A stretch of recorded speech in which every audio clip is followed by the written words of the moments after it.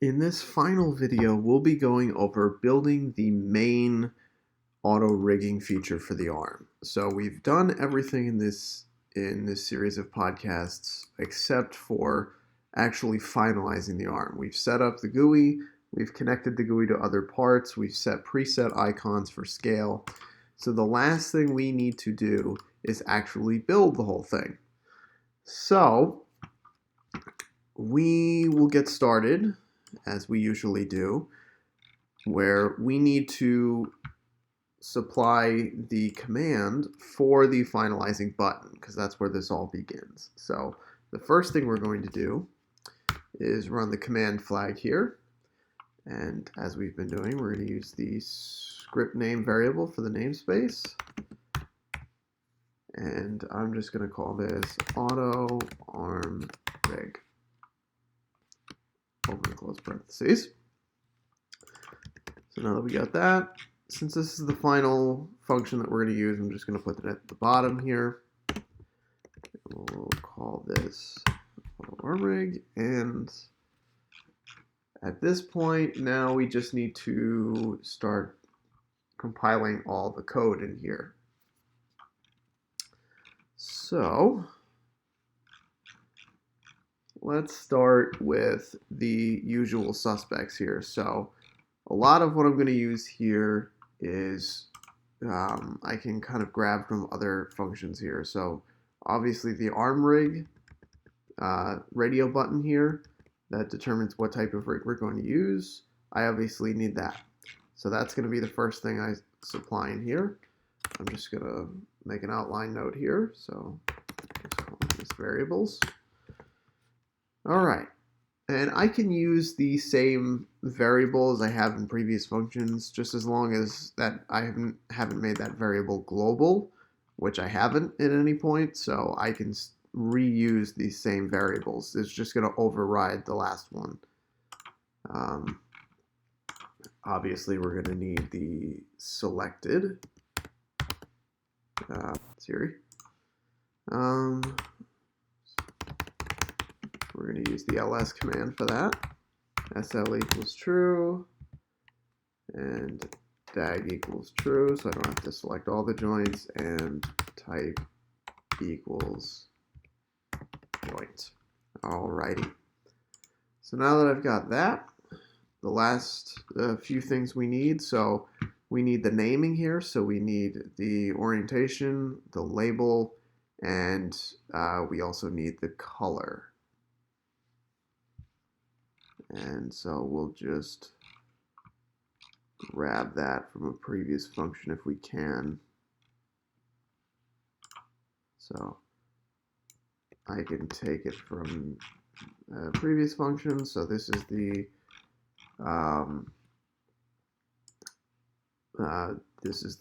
orientation menu for right here.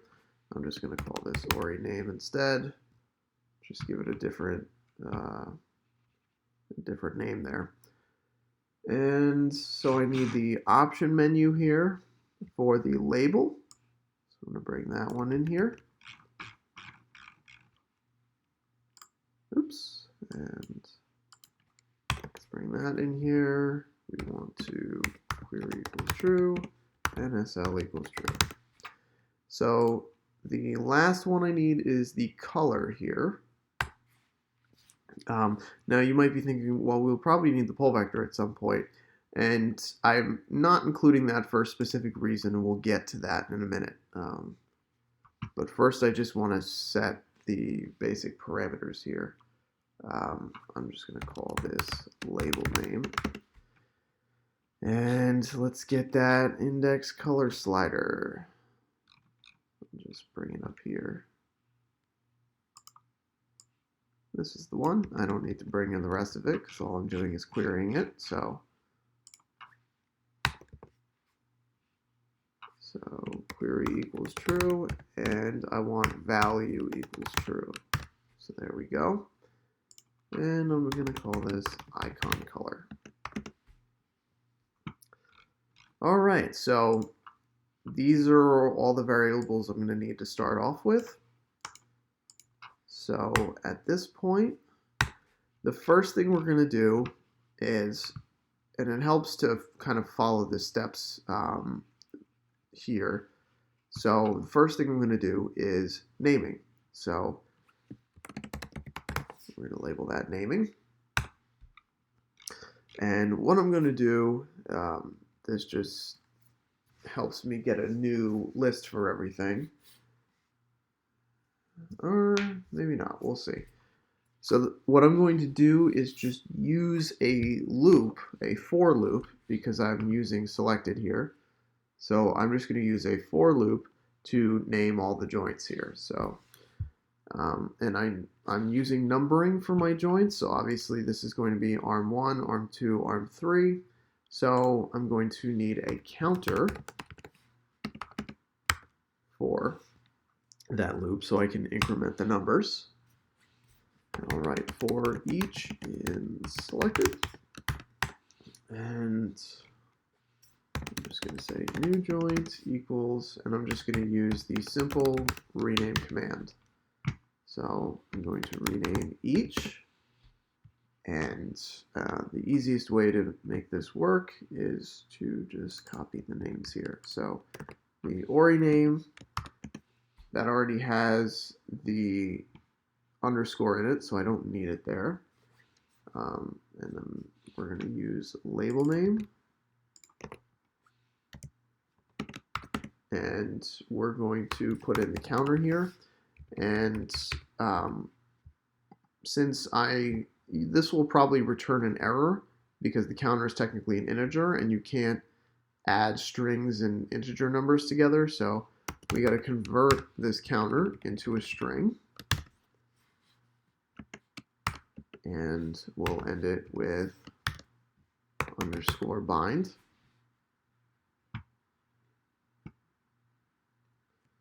And there's two ways.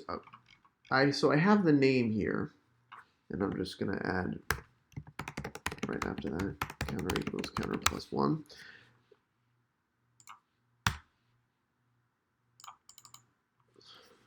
That's weird that it's, oh yeah, it's registering as a flag because I didn't put the end parenthesis there. So I have the counter equals counter plus 1, so it should add the names. Now, as far as getting a new list of these joints, because right now the selected is referring to the original list of joint names. That, in a case like the example here, these aren't named at all. This is still called joint 1, joint 2, and 3. So that selected variable is referring to that. So I need to create a new list of the final named joints. So what I can do here is I'm going to create an empty list.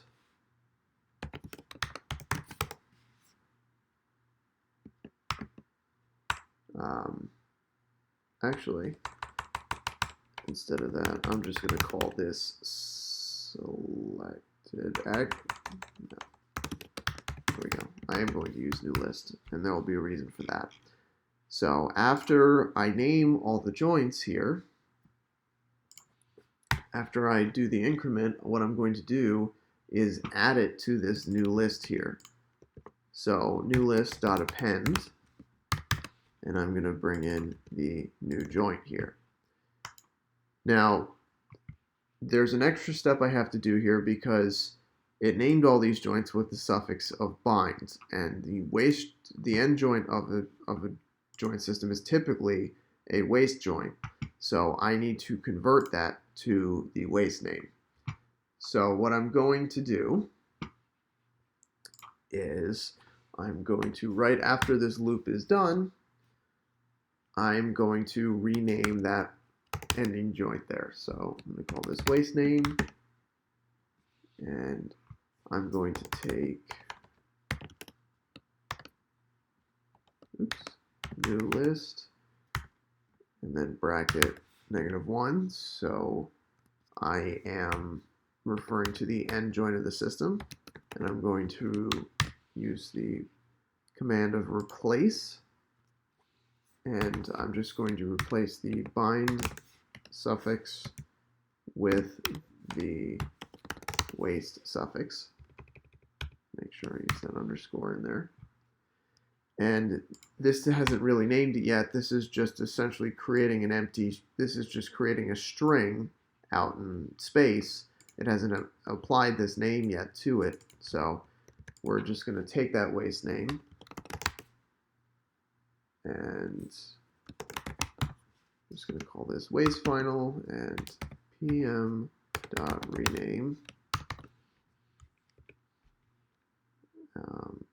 We're going to take this to list -1 to name the final joint with the waste name.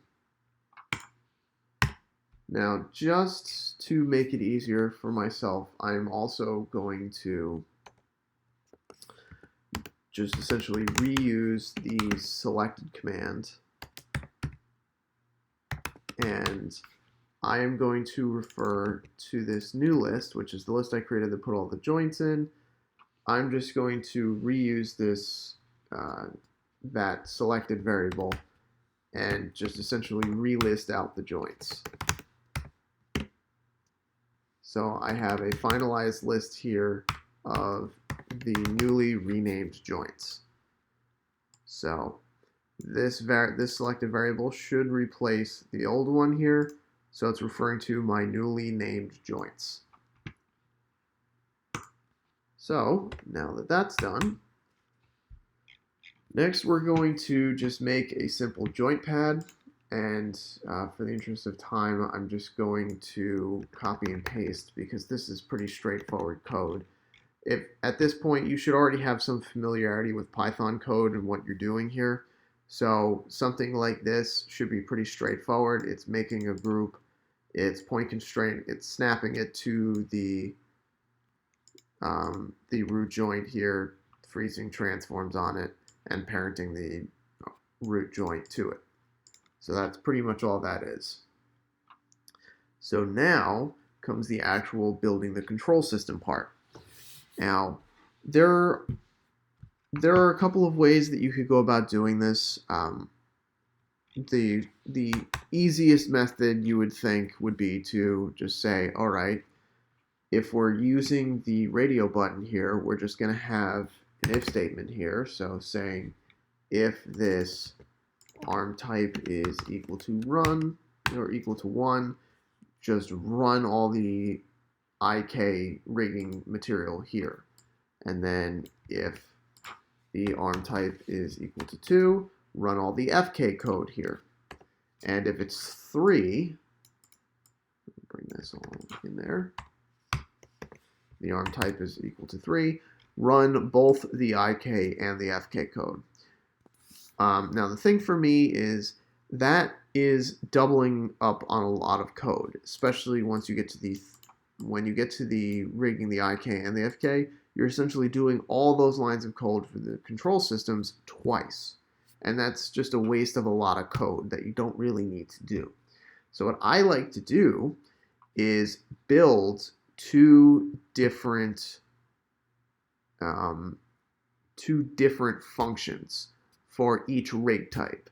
So I'm going to create a function for the IK setup and a function for the FK setup. And I can reference those functions within these if statements here. So I'll just say run a IK setup function if the arm type is equal to 1. If the arm type is equal to 2, run the FK. And if it's 3, run the IK and then the FK right after that. And that's how we're going to get this to set up to work. So therefore, I'm only reusing these 2 lines of code as opposed to all the lines of code to create the rig. So at this point, we need to create these functions. So I'm going to do it right above this auto arm rig function here. Make some space. So there is the IK setup. And here is the FK setup. So now we're going to populate this with some code for the IK function. Now, another thing I don't want to have to do is have to constantly re-reference the variables that you see here. I don't want to have to constantly keep querying them and bringing in this code into here. What I could do, there's a couple ways. You'll see there's a theme here where I say there's a couple ways to do it. That runs into the theme as there's multiple ways of doing anything, but I could either make these variables global, but since I'm using some of these variables in different functions, I don't necessarily want to make it global here. Instead, what I'd rather like to do is just be able to reference these variables within these two functions here. And so we can do that. We can pass arguments from these functions into here. It doesn't require the script name variable that we've used for the GUI, because this is just for the referencing commands from GUI objects like buttons. And it requires the script name variable here to pass the arguments, because by default the functions don't come with these parentheses, so I can't pass the arguments. But if we're referencing a function within another function, it comes with the parentheses here, so we can put arguments in these parentheses and pass them along to a different function. So I'm going to pass off 4 separate arguments into these functions. And I'm going to use all of these variables here, these 4. I don't need the arm type because I'm already referencing the arm type in here. So it's once I acknowledge the arm type, it then goes into that function. So I don't need the arm type, but I do need the other 4. So we are going to populate this function with these arguments. So the ORI name, the label name, the icon color, and selected. And so that function is now going to reference this function's variables when it passes them along. And we're going to do that for all of these here. Oops. There we go.